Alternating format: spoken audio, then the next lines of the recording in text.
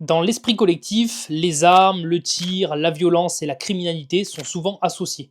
Que ce soit au travers des séries, des films ou encore des médias, cette vision est amplifiée, créant une atmosphère de peur destinée à marquer les esprits. Pourtant, la réalité est bien différente. Que vous soyez passionné d'armes, curieux ou même opposé à ce monde, je vous invite à vous installer confortablement. À la fin de cette vidéo, votre perception du tir sportif aura sûrement changé. Les images et vidéos utilisées dans cette présentation sont libres de droit et uniquement destinées à illustrer mes propos. Elles ne doivent en aucun cas être prises au sérieux ni interprétées comme des représentations fidèles de la réalité, que ce soit sur le plan politique, ethnique ou concernant le respect des règles de sécurité en vigueur en matière d'armes. Aujourd'hui, nous allons aborder 3 grandes parties. En 1, démystifier l'organisation et le déroulement des séances de tir en club. En 2, je vais vous montrer pourquoi une arme à feu comme ce magnifique Walther PPK chambré en 9 mm Parabellum peut être beaucoup moins dangereux qu'un simple couteau de cuisine lorsqu'il est correctement utilisé. En 3, nous allons explorer les profils des personnes présentes dans les stands de tir. Alors, est-ce que nous allons retrouver un ex-militaire en pare-balles attendant une hypothétique guerre mondiale comme on le voit dans certaines séries, ou plutôt des parents qui viennent se détendre et se concentrer sur la précision et le score final? Alors accrochez-vous, c'est parti. Qu'est-ce qu'un stand de tir et comment peut-on posséder une arme en France? Petit disclaimer, les informations que je vais vous donner sont générales, elles peuvent légèrement varier en fonction des clubs et au moment où vous allez regarder cette vidéo. Mais les règles de base restent inchangées. Certains clubs peuvent adopter des spécificités locales, mais le règlement national est le même partout. Pour devenir tireur sportif en France, il vous faut avant tout franchir une première barrière, ne pas figurer dans le fichier FINIADA, qui répertorie les personnes interdites d'accès aux armes. Il est également nécessaire d'avoir un casier judiciaire vierge. Ensuite, il faut s'inscrire dans un club en payant une licence comme tout autre sport. Cette licence vous délivre une carte de tireur sportif. Une fois inscrit, vous suivrez une formation sur la manipulation des armes, les règles de sécurité et les consignes spécifiques au club. À l'issue de cette formation, un petit quiz vous sera proposé pour vérifier que vous avez bien assimilé les consignes de sécurité et les bonnes pratiques de la manipulation des armes. Ce test garantit que chaque tireur a bien compris les règles avant de commencer à pratiquer. Vous débuterez par le tir à air comprimé qui correspond au plomb, une étape essentielle pour acquérir les bases sans stress.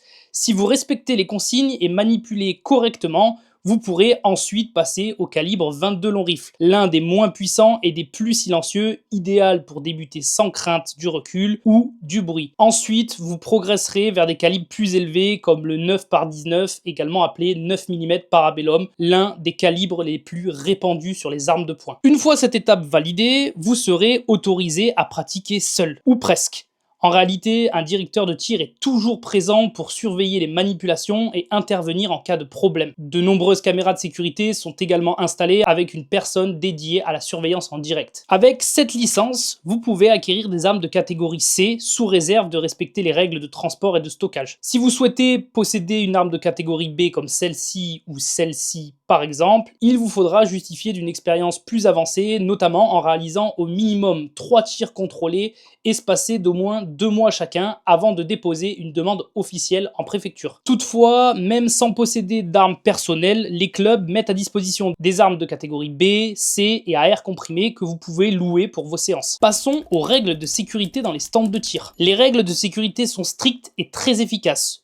Une arme ne peut être sortie de son étui que lorsqu'elle est posée sur la table de tir. Le canon doit toujours être orienté vers la cible. Même lorsque vous préparez votre matériel, les chargeurs ne sont garnis qu'au moment de tirer. Une fois la séance terminée, le chargeur vide doit être orienté vers vous pour que le directeur de tir puisse confirmer qu'il n'est pas approvisionné. De plus, pour prouver qu'une arme est vide, il faut laisser la culasse en arrière comme celle-ci, ou bien y insérer un drapeau de tir comme vous pouvez voir juste là qui prouve que l'arme n'a aucune munition en chambre. Lorsque vous souhaitez accéder aux cibles, vous devez reculer d'un pas, signaler votre attention au directeur de tir et aux autres participants. Dans certains stands, cela déclenche un dispositif de sécurité comprenant un signal sonore et un signal lumineux ou les systèmes de cibles qui reviennent automatiquement vers vous. Dans les stands de longue distance, les tirs sont souvent organisés par séquence de 15 à 30 minutes, après quoi tout le monde s'arrête pour aller inspecter les résultats. Quoi qu'il arrive, la sécurité est primordiale. Il est impossible d'accéder aux cibles sans que tous les tireurs soient informés et que le manipulateur d'armes soit stoppé. Une fois les résultats consultés, vous ne pourrez plus retourner à votre poste. Cette règle garantit qu'aucune manipulation imprévue ne puisse avoir lieu pendant que des personnes se trouvent devant les cibles. Maintenant, la question essentielle, comment rendre une arme à feu moins dangereux qu'un couteau de cuisine? Voici les 5 règles de base qui, si elles sont scrupuleusement respectées, transforment littéralement une arme à feu en un simple morceau de métal rempli de ressorts sans aucun danger potentiel. Règle numéro 1, toujours considérer une arme comme chargée. Même si vous êtes sûr qu'elle est vide, traitez toujours une arme comme si elle était prête à tirer. Cette règle inculque une vigilance constante et évite les manipulations imprudentes. Rien que cette règle, respectée à la lettre, rend l'arme inoffensif. Que ce soit pour les répliques à air comprimé, des armes à plomb ou des armes à feu, cette règle doit rester immuable. Elle doit être gravée dans votre esprit afin d'éliminer tout risque potentiel lors de sa manipulation. Règle numéro 2, ne jamais pointer une arme vers quelque chose que l'on ne veut pas détruire. Le canon doit toujours être orienté dans une direction sûre, c'est-à-dire vers une cible ou une zone totalement dégagée. Cette règle simple et logique évite tout tir accidentel pouvant causer des blessures ou des dégâts matériels. Règle numéro 3, gardez le doigt hors de la queue de détente tant que vous n'êtes pas prêt à tirer. Vous pouvez voir depuis tout à l'heure, mon index est ici et il ne se balade jamais au niveau de la gâchette. Le doigt doit rester le long de la carcasse, hors du ponté, jusqu'au moment précis où vous êtes prêt à tirer. Beaucoup d'accidents se produisent parce qu'un doigt posé trop tôt sur la détente peut faire partir un coup accidentel en cas de crispation, de stress ou de tout autre facteur qui pourrait déclencher une contraction involontaire de l'index. Règle numéro 4, vérifiez votre environnement et votre cible.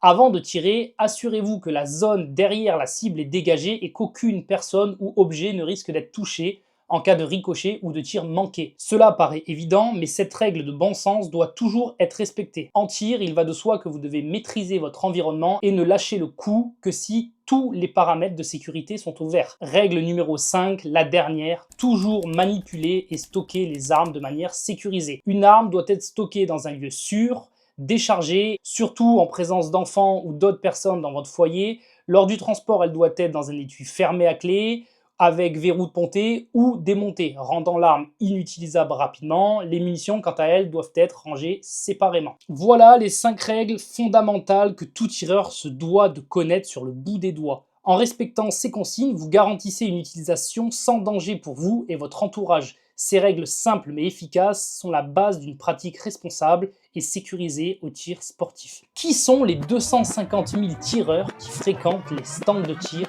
en France? Contrairement aux idées reçues, les stands de tir ne sont pas peuplés de personnages mystérieux, tout droit sortis d'une série apocalyptique attendant la fin du monde avec des armes suréquipées et des gilets pare-balles en réserve. Non, bien au contraire, ce sont des lieux fréquentés par des personnes ordinaires, issues de tout horizon et exerçant des métiers variés. Vous y croiserez des avocats, des caissiers, des forces de l'ordre, des ouvriers du bâtiment, des informaticiens, bref, des gens comme vous et moi. Les femmes, bien que minoritaires en termes de licenciés, sont particulièrement présentes lors des compétitions de haut niveau, où elles représentent près de 50% des participantes. Ce n'est pas un hasard si le tir figure parmi les disciplines olympiques. Il demande bien plus de maîtrise et de concentration que ce que l'on imagine. Si je devais comparer le tir sportif à une autre activité, je l'associerais aux arts martiaux. La maîtrise de soi, le contrôle de la respiration, le calme intérieur sont indispensables pour réaliser un tir précis. Que l'on tire debout, couché ou assis, cette discipline exige une grande adresse. Il faut ralentir sa respiration, voire la couper brièvement pour éviter tout mouvement parasite. Le corps doit être détendu car la moindre tension peut entraîner des tremblements ou compromettre la précision du tir. En somme, il s'agit de faire corps avec son arme. Bien sûr, le bruit et le recul peuvent impressionner les débutants. Toutefois, les casques de nouvelle génération, comme celle-ci, offrent un grand confort. Ils amplifient les sons avec ces petits micros pour permettre une bonne communication et coupent instantanément les bruits dépassant un certain seuil de décibels, garantissant ainsi un environnement serein. Comme vous pouvez le constater, les stands de tir sont à milieu des clichés véhiculés par les médias ou les réseaux sociaux. Loin d'être des lieux bruyants ou chaotiques, ce sont des espaces où règne le respect, la discipline et la concentration. Le tir sportif est un sport de plus en plus pris au sérieux. Si vous pensez que parler d'armes ou partager des informations sur le tir pourrait nuire à l'image de ce sport, eh bien détrompez-vous. Plus le nombre de licenciés augmente chaque année, plus la discipline est prise au sérieux par les institutions et reconnue comme un véritable sport, au même titre que n'importe quelle autre activité. Voilà, la vidéo touche à sa fin, j'espère que cette vidéo vous aura plu. N'hésitez pas à laisser un commentaire, je serai ravi de savoir ce que vous avez pensé, si vous avez appris quelque chose de nouveau et surtout, si cela vous a éclairé sur cette belle discipline qu'est le tir sportif. Sur ce, je vous souhaite une excellente journée et je vous dis à bientôt sur la chaîne.